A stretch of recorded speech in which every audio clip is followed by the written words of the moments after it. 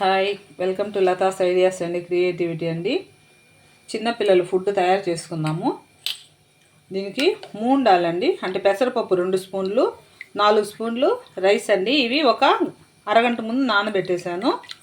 తర్వాత ఒక ఉల్లగడ్డ పీల్ తీసేసుకొని ఇలాగ చేసుకోవాలండి. కొంచెం జీలకర్ర అండి, ఇంతేనండి. వీటిల్ని కుక్కర్లో వేసి ఉడకబెట్టాలండి.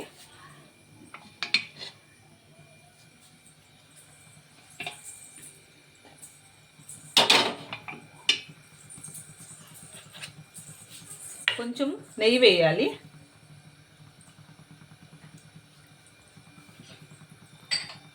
తర్వాత కొంచెం జీలకర్ర వేయాలండి, జస్ట్ కొంచెమే వేయాలి, ఎక్కువైతే వేయకూడదు.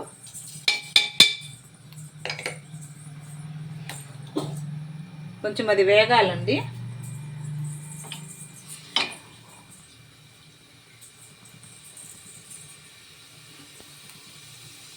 ఇలాగ మంచి హెల్దీ ఫుడ్ అయితే పిల్లలకు పెడుతూ ఉండాలండి. మంచి స్ట్రెంత్గా బాగుంటారు.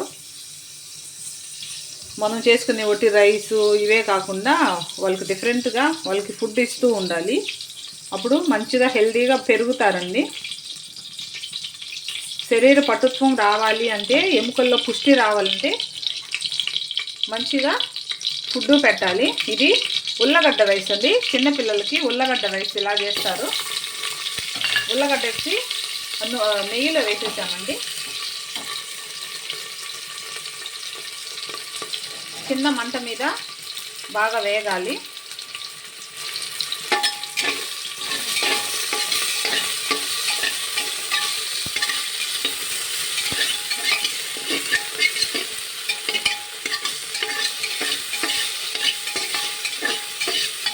పిల్లలు బాగా ఇష్టంగా తింటారు. ఇలా వెరైటీ ఫుడ్ అయితే చిన్నప్పటి నుంచి అలవాటు చేసేయాలి పిల్లలకి.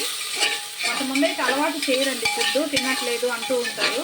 కానీ వాళ్ళకి చిన్నప్పటి నుంచే మనం మంచి హెల్దీ ఫుడ్ అయితే పెట్టాలి.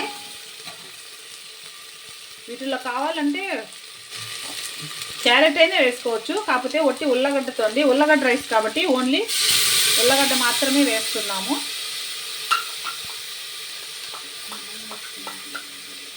నానబెట్టినటువంటి బియ్యము వేసేసానండి.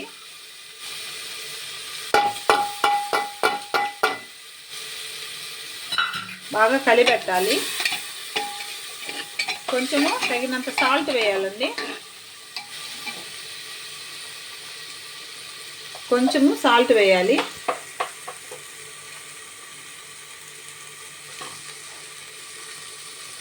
కొంచెం పసుపు వేస్తున్నాను, జస్ట్ పసుపు వేసాము.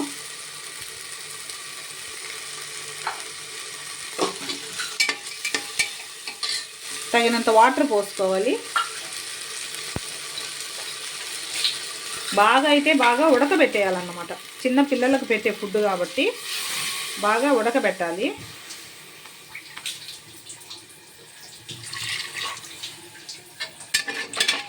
ఒక 5-6 విజిల్స్ అయితే కొట్టించేయాలండి. ఒక 5-6 విజిల్స్ అయితే అప్పుడు చక్కగా ఉడికిపోతుంది. తర్వాత చల్లారిన తర్వాత స్మాష్ చేసి పిల్లలకు పెట్టడమేను.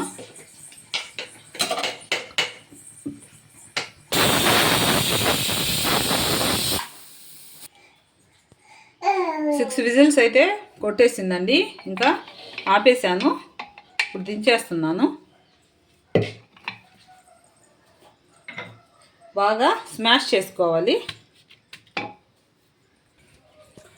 ఇలాగైతే మొత్తం స్మాష్ చేసుకోవాలండి. మెత్తగా స్మాష్ చేసేసాను. ఇదిగోండి, తయారైతే అయిపోయింది.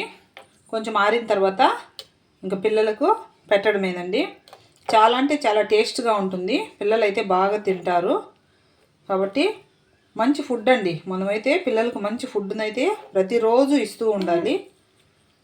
ఓకేనండి, సబ్స్క్రైబ్ చేసుకోండి, కామెంట్ పెట్టండి, షేర్ చేయండి. ఓకేనండి, మరొక టైంలో మరలా కలుస్తాను. బాయ్ అండి.